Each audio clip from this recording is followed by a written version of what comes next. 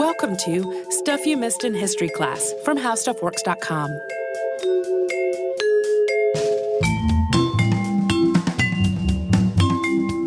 Hello and welcome to the podcast. I'm Tracy V. Wilson. And I'm Holly Fry. It's August, although by the time this podcast comes out, it could possibly be September. Not quite sure when this one's going to drop yet. And also, it's hot. That's what August means usually, for us at least. Yeah, for us, for sure. I started working on this episode on one of those days when I woke up and it was already 82 degrees inside my apartment. It is 86 degrees in my little studio right now. I am sitting with a cold pack draped over my chair. So I decided we should talk about the history of air conditioning. And sorry to our Southern Hemisphere friends who are always getting the episodes in which I'm complaining that it's hot. And so we're going to talk about ice or air conditioning or whatever when it's winter there. I could go there and complain about winter while you're here and complain about hot, because I love the heat, but that cold is not for me. So about a year ago, we did an episode on Frederick Tudor, who cut ice out of ponds in Massachusetts in winter and then turned that into a globally traded commodity. In that episode, we talked about some of the ways that people had been making ice and refrigerating things in warmer parts of the world before the establishment of the ice trade and the development of mechanical refrigeration. Things like people in the Indian subcontinent using earthenware vessels as evaporative coolers to make kind of a semi-frozen slush, or using saltpeter-infused water to chill bottles of beverages. Similarly, people all over the world had figured out ways to keep themselves at least relatively cool for millennia before the invention of air conditioning. And a lot of these methods are still in use in one way or another today. The most obvious starting point is the fan. People have probably fanned themselves with their hands or with relatively flat objects for about as long as people have existed. But in terms of objects created specifically as fans, we know that goes back at least 5,000 years. We have examples of hand fans from numerous ancient civilizations all over the world. The earliest fans were fixed or rigid and made of all kinds of feathers, fronds, textiles, and other materials. The first folding fans were probably developed in either Japan or China. There are examples from both that are about the same age, and both nations have their own lore about the development of the folding fan. And of course, fans themselves have their own history with all kinds of mythology and symbolism and etiquette and art and culture woven in. In a lot of cultures, fans have also had religious or ceremonial uses as well, and that's on top of all the variation in the materials that fans have been made of and how they've been designed and constructed. We probably, if we felt inclined, could do a whole episode just on fans. Only if we talk about Star Trek and the fan dance. Then I'm in. A lot of the earliest personal cooling methods were built around the fan, people either fanning themselves or having a servant or an enslaved person do it for them.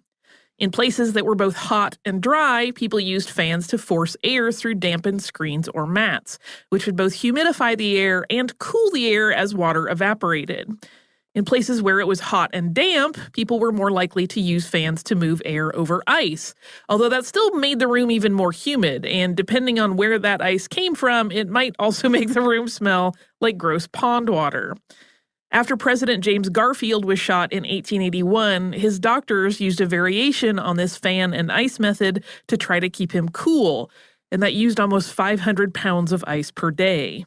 Leonardo da Vinci developed a water-powered fan in about 1500, and mechanically driven fans powered by things like hand cranks were developed at about the same time. The first electric fan was developed by Crocker and Curtis Electric Motor Company in 1882. Then in 1884, William Whiteley developed the all-weather eye, which was a fan that attached to the axle of a carriage. So when the carriage was moving, the fan turned and it forced air over a block of ice that was mounted under the passenger area, sort of air conditioning the inside of the carriage.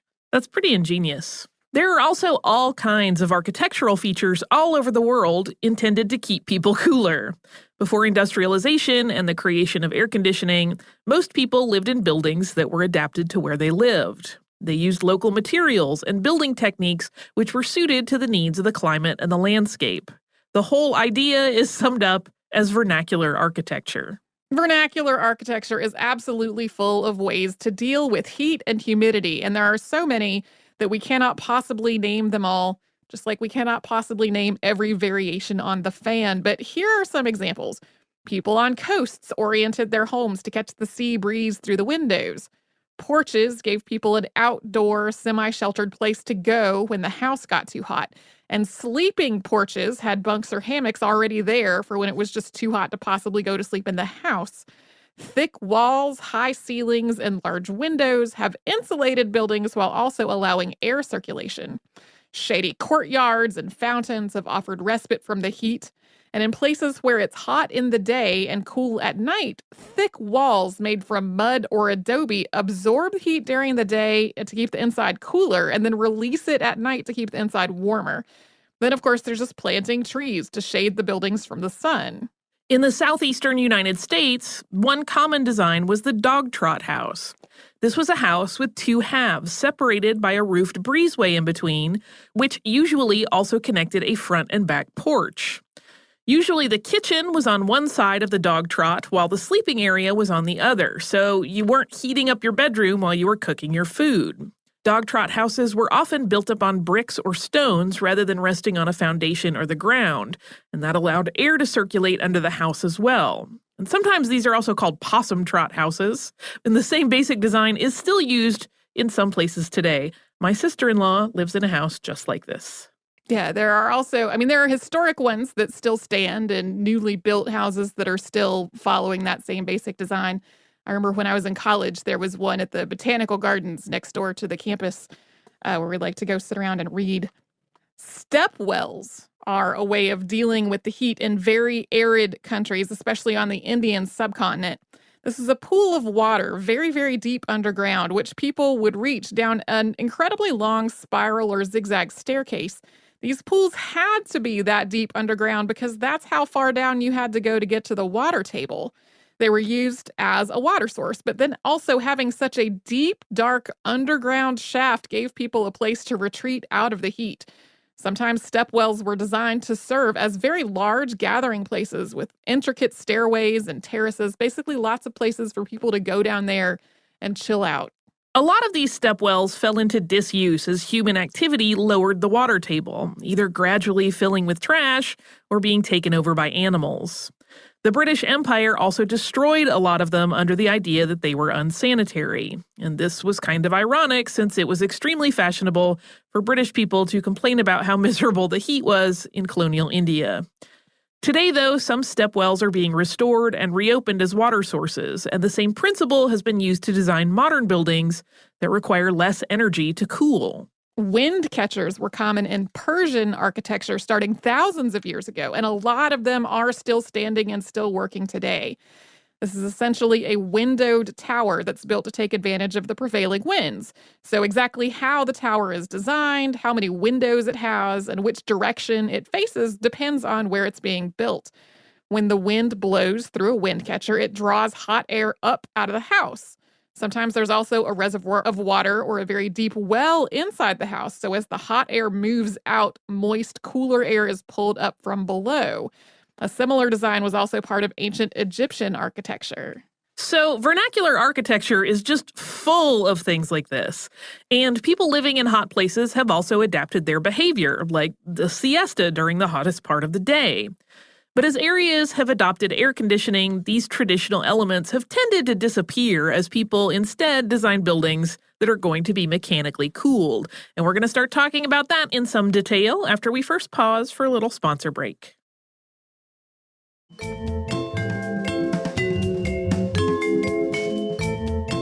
Modern air conditioning was developed in the United States, and the United States has adopted it much faster than the rest of the world. So the next stretch of this show is going to be pretty U.S.-centric. The first person in the United States to write down some thoughts for creating a large-scale way to cool places was John Gorey. In 1842, he wrote about wanting to use mechanical condensation to, quote, counteract the evils of high temperature and improve the condition of our cities. He speculated about a massive city that could use one machine to cool off the entire place as well as to cool individual buildings. It's not clear whether he ever made a working prototype of this air conditioner he had in mind, but he did create a refrigerator that could make ice. He had this working at the U.S. Marine Hospital in Apalachicola, Florida in 1844, and he patented it in 1851.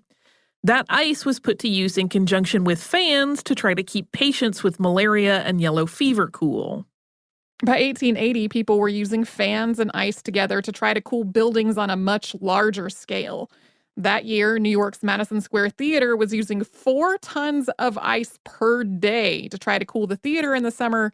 Before trying that, it would pretty much just not had shows in the summer. There's some overlap in the development of refrigeration and air conditioning. And in the late 1880s, people were also using refrigeration to try to cool whole rooms. Pipes were used to carry a refrigerant from a central station out to customers. And this central station refrigeration was mainly used to cool whole rooms for things like meat packing and cold storage. A few businesses did try to put central station refrigeration to use basically as air conditioning for people's comfort, though. In 1891, a restaurant called Ice Palace opened in St. Louis, Missouri. That used central station refrigeration to keep the whole building cool, and it also decorated the place with lots of pictures of wintry scenes. Over the next couple of decades, several people started designing the systems that evolved into modern air conditioning. Alfred Wolff created cooling systems for a number of buildings in the late 19th and early 20th centuries. In 1889, he created a ventilation system for Carnegie Hall, or Carnegie if you like that pronunciation, but most people accept Carnegie Hall as the pronunciation on that one. These included racks for blocks of ice. And that same year, he used chilling coils to cool the air in a dissecting room at Cornell Medical College, which seems like an excellent venue for air conditioning. In 1902, he created a fan-driven system for the New York Stock Exchange that cost $130,000, and it could heat and cool the building. In cold weather, steam boilers added heat and humidity, and in hot weather, the air moved over coils that were filled with a cooling brine to cool and dehumidify. At about the same time, engineer Stuart Kramer was working in textile mills in the South. Especially in the winter, the air in these mills would become very dry, which was a problem. Cotton thread is a lot more brittle and likely to snap when it's too dry. Wool is a lot easier to work when it's properly moist. Plus, static electricity when working with a bunch of textiles in too dry air could be just unbearable. Kramer developed systems that combined ventilation with humidification. They basically circulated the air while also releasing a very fine mist of water. The word that he coined for this combination of temperature and humidity control was air conditioning. Kramer was awarded a patent for his air conditioning system in 1906. Concurrently with Wolff and Kramer, Willis Carrier was working at Buffalo Forge Company. And the company made things like blowers and bellows, and he had been made head of its new experimental engineering department. Those 3 men that we've just talked about, his is probably the name that at least rings a bell because Carrier is still associated with air conditioning. We just got a new air conditioner installed, and it is a Carrier unit. So Sackett Wilhelm's Lithographing and Publishing Company in Brooklyn, New York, was one of Buffalo Forge Company's clients, and they were having a problem with humidity. Variations in the humidity affected the paper that was running through their printing presses. Sometimes this would cause the ink to bleed or to smear or for the paper to visibly warp. But a bigger problem was that they were printing in color. Colored inks went onto the paper one layer at a time. Even a slight difference in humidity affected the paper enough that the colors would be out of register. Those layers wouldn't line up correctly. It would not look like a cleanly printed color document. It would look like overlapping out of the lines, messed up color. I'm thinking about the various episodes we have done about artists and their work getting printed cheaply, and I'm betting probably these problems were part of how they ended up such a mess. So Carrier developed a system that moved air over a series of coils that were cooled with compressed ammonia. Moisture condensed out of the air and onto the coils, drying it out, which also had the side effect of cooling the air off. He ultimately developed a cooling, dehumidification, and air circulation system that maintained a temperature of 70 degrees Fahrenheit in winter or 80 degrees in summer and a relative humidity that was a consistent 55%. This was Carrier's first attempt at indoor climate control, and he went on to be awarded numerous patents within the field. The first one was issued in 1906. That was U.S. patent number 808897, apparatus for treating air. It described a process for forcing air through a spray of water and then through a set of baffles to remove any kind of pollutants or impurities before then heating or cooling it and adding or removing humidity. In late 1907, Buffalo Forge Company established Carrier Air Conditioning Company of America as a subsidy. Willis Carrier was vice president and chief engineer. Among the first clients were flour mills and Gillette. Too much humidity was causing the razor blades to rust. In 1911, Carrier gave an address on his rational psychometric formulae at the American Society of Mechanical Engineers. This was also published in the Society's journal, and the printed version started, quote, a specialized engineering field has recently developed, technically known as air conditioning, or the artificial regulation of atmospheric moisture. The application of this new art to many varied industries has been demonstrated to be of greatest economic importance. When applied to the blast furnace, it has increased the net profit in the production of pig iron from 50 cents to 70 cents per ton. And in the textile mill, it has increased the output from 5 to 15%, at the same time greatly improving the quality and the hygienic conditions surrounding the operative. And many other industries, such as lithographing, the manufacture of candy, bread, high explosives, and photographic films, and the drying and preparing of delicate hygroscopic materials such as macaroni and tobacco. The question of humidity is equally important. While air conditioning has never been properly applied to coal mines, the author is convinced that if this were made compulsory, the greater number of mine explosions would be prevented.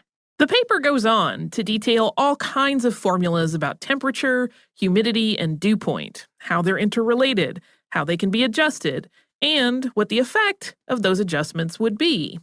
So that introduction to the paper and the paper itself highlight a couple of things. One is that initially air conditioning had a slightly different meaning than it does today. Today we most associate air conditioning with keeping things cool and not too humid. Another is that almost without exception, it was not about the workers' comfort. It was about the products they were making and the temperature and humidity needs of the materials and equipment they were working with in order to make them more productive and to make the business more profitable. You can be hot and sweaty, but the paper cannot. Correct. We're going to get into how air conditioning finally became a household commodity after we first pause for a little sponsor break.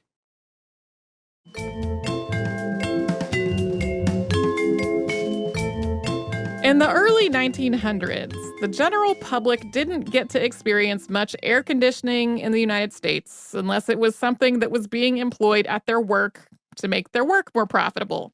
The St. Louis World's Fair used mechanical cooling at the Missouri State Building in 1904. Roughly 20 million people attended the fair, and for a lot of them, this was the first ever experience they had with air conditioning. Home air conditioning was still way out of reach. The first home air conditioner was installed in 1914 at the Charles Gates Mansion in Minneapolis.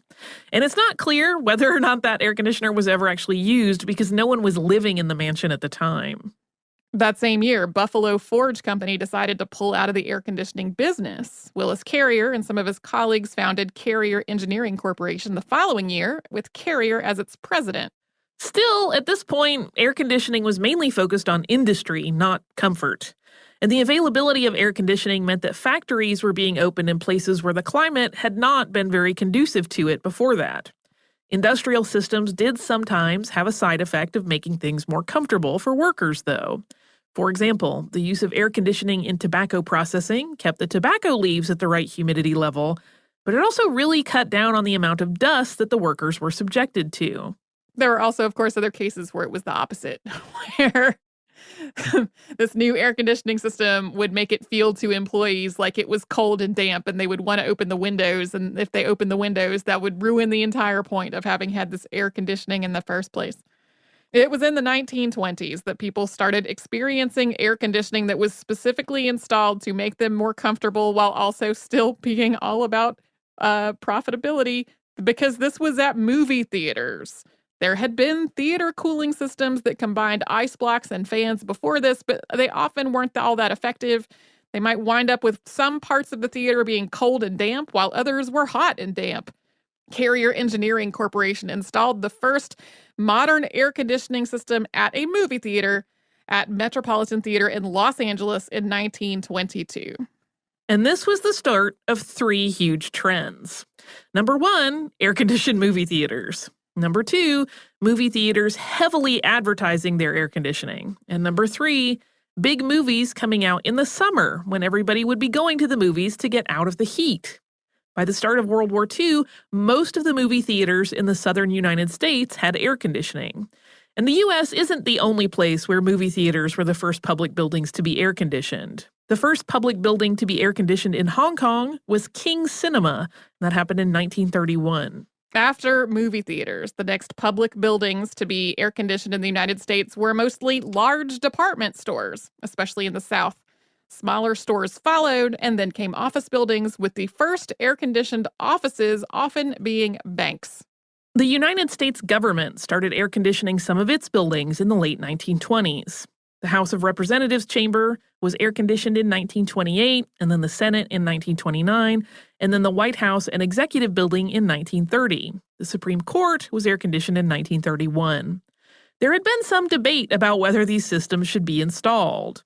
Even though Washington, D.C. summers are famously punishing in terms of the heat and humidity, there were worries that people would see legislators and Supreme Court justices as weak if they were going to work in comfortable air-conditioned buildings.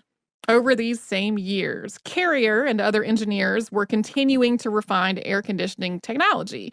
This included more efficient compressors for the refrigerant and refrigerants themselves that were safer to use. That compressed ammonia that was being used in the earliest air conditioners was extremely toxic. What? Breathing ammonia air isn't good for me? Even so, by the 1920s, home air conditioning was still pretty rare unless a person was perhaps so wealthy that they could afford to install one at their unoccupied mansion in Minnesota.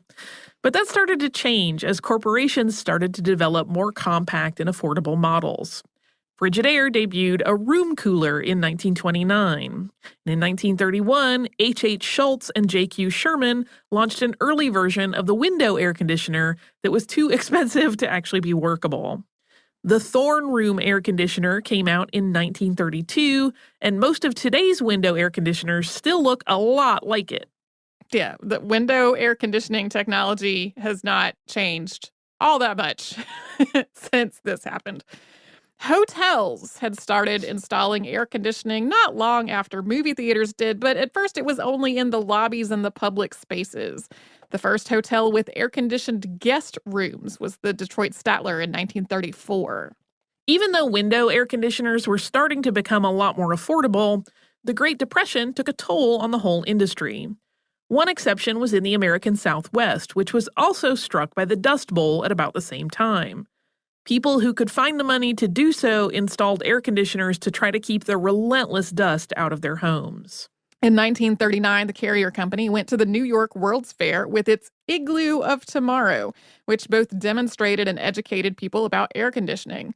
That same year, Packard debuted the first air-conditioned car, but that was pretty slow to be adopted. Only 10% of cars sold in the United States had air conditioning in 1966, but by 2000, it was 98%. Also in the 1930s, swamp coolers started to be manufactured to cool the air in dry environments. Unlike most of the systems we've been talking about, which use coils filled with some kind of refrigerant to cool and dehumidify the air, swamp coolers cool the air by adding moisture. Greyhound started air conditioning its buses in 1940, and in 1942, power plants in the United States started implementing summer peaking to handle the increased electricity demand caused by all this air conditioning. The first really affordable window units hit the market in 1951, which put air conditioning on the way to becoming almost ubiquitous in the United States. Even though John Gorey's first attempt at creating a cooling system was all about patients in a hospital, hospitals were slow to adopt air conditioning. By 1962, only 15% of hospital patient rooms in the United States were air-conditioned. That same year, a Federal Housing Administration official was quoted as saying, quote, "Within a few years, any house that is not air-conditioned will probably be obsolescent."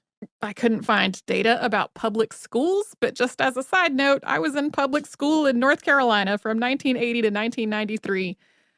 I was almost never in an air-conditioned classroom, nor was my college dorm air-conditioned.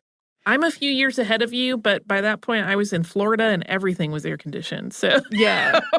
So the only classrooms I remember being air-conditioned were in one case, being in a newly constructed part of the school that was, like, brand new. We also had these things that were called portable classroom units. Oh, They yes. were really trailers. The trailers were air-conditioned most of the time with, like, a little window unit. And that was really it. So we had this whole system of if it was going to be too hot for it to be safe in the classroom, we had an hour early dismissal. Huh. Fascinating. Yeah. So, that's the story of how hot it was. There would usually be an oscillating fan mounted up on the wall, and just the kids in the classroom seats would just sort of sway back and forth, trying to catch the air from the oscillating fan for as long as possible. Meanwhile, I was like the weirdy kid, like, can I stand outside? It's cold in here. Central air conditioning debuted in the 1970s. That was also in the middle of an energy crisis. This prompted the U.S. federal government to put together its first federal energy efficiency standard for air conditioning. So to be clear, when central air conditioning debuted, there were plenty of places that were having the whole building air conditioned, but this was like a custom designed system most of the time, rather than having a model for central air conditioning that could be applied to a lot of different homes. Like we said earlier, air conditioning was adopted much faster in the United States than in the rest of the world. In 1980, half of the world's air conditioning was installed in the United States. This means that the United States has also been using a lot more electricity on air conditioning than the rest of the world has, even as other nations have started adopting air conditioning a lot more rapidly in more recent years. In 2015, the United States was using more electricity for air conditioning than the entire rest of the world was, and was using more electricity just for AC than the entire continent of Africa was using for any purpose at all. According to the Energy Information Administration's Residential Energy Consumption Survey that was released in 2011, 87% of households in the United States have an air conditioner or central air. By comparison, 11% of households in Brazil and 2% of households in India had air conditioning at the same time. However, the popularity of air conditioning is spreading, and it's already approached the saturation point in some other countries, including China, South Korea, and Japan. In 2010, 50 million air conditioning units were sold in China alone. This has, of course, led to environmental concerns as global adoption of air conditioning starts to align with what already happened in the United States. According to some estimates, electricity demand for air conditioning could increase tenfold by the year 2050. That is on top of concerns about refrigerants and their effects on the environment. Listeners of a certain age will probably remember concerns about the chlorofluorocarbons like Freon, which were banned in the late 1980s because of their role in depleting the planet's ozone layer. And then there's the fact that air conditioners pump hot air out and cool air in. So the air just gets hotter around any building where air conditioning is used, which then requires more air conditioning. So in some places, architects and designers are looking at ways to incorporate some of those elements of vernacular architecture so that it doesn't take quite so much electricity and mechanical air conditioning to cool the place off. The existence of air conditioning has also had a huge impact on so many things, including architecture, human behavior, and demographics. Everything from fewer premature deaths during heat waves to the existence of computers, since their components can't really be manufactured without temperature and dust control. The advent of air conditioning has been credited with people retiring to the South, particularly to Florida. It's also been credited with leading to more industrialization and urbanizing parts of the American South. There is still some debate about correlation versus causation, but in general, air conditioning has been cited as one element in a massive Southern population boom in the last 50 years. As one example that ties all of this together, during the post-World War II baby boom, huge numbers of white middle-class Americans were buying houses in the suburbs. Many of those newly designed houses were built to be cooled through air conditioning. Particularly popular in the region of the southern U.S. that's known as the Sun Belt was the ranch house, one story, flat, often with a large picture window in the living room but small, narrow windows elsewhere. It had none of the vernacular design elements that we talked about earlier meant to help a building stay cool, because it was meant to be cooled with AC. And then there's another trend that wraps back around to how air conditioning really started out to help industries.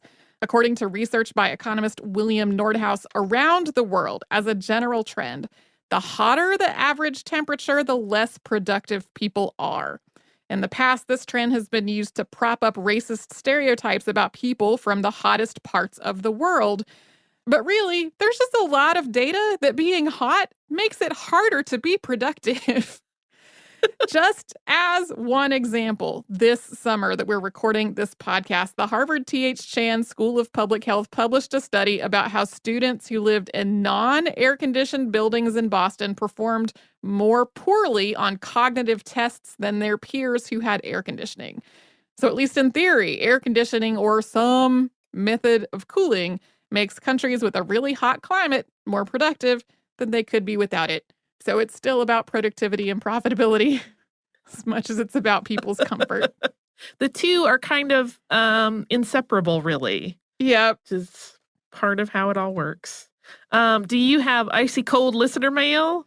Kind of. I got, it's a very brief mail that we got from Nina. Nina says, thought you might be interested to read this update on Anne Lister, as she's recently been honored. She's got that in quotes with a blue plaque in Yorkshire. And there is a link to an article from the BBC. So this is a plaque that was unveiled at Holy Trinity Church on July 24th. That is the church where Anne Lister and Anne Walker went to church on Easter and had a communion together. And like that was a symbol of their marriage to each other. This plaque describes this as, quote, gender nonconforming entrepreneur, celebrated marital commitment without legal recognition to Anne Walker in this church, established in 1834. So this has led to a furor about the fact that the plaque describes Anne Lister as gender nonconforming, but not as a lesbian. And one of the things that we talk about in that episode is that like the word lesbian wasn't really being used in that sense, but the way she wrote about her own experience is clearly something we would describe as a lesbian today. And a lot of times she's noted as the first modern lesbian. So the trust that established this plaque released an apology afterwards saying, we recognize that this has hurt people and we apologize. So there is a commemorative plaque now there, but the commemorative plaque is controversial. If you would like to write to us about this or any other podcast, we're at historypodcast@howstuffworks.com. We are also all over social media at the name Missed in History. That's where you'll find our Facebook, our Twitter, our Instagram, and our Pinterest. You can come to our website, which is missedinhistory.com, where you will find show notes of all the episodes that Holly and I have done together, a searchable archive of every podcast ever. You will also find a link to our brand new TeePublic t-shirt store, where you can find shirts that have little, some of them inside jokes about some of our favorite episodes. Some of them are shirts with our logo on it. Also other products like mugs and notebooks, etc. So you can come to our website at missedinhistory.com to do all that. And you can subscribe to our show on Apple Podcasts, Google Podcasts, and wherever else you want to get a podcast.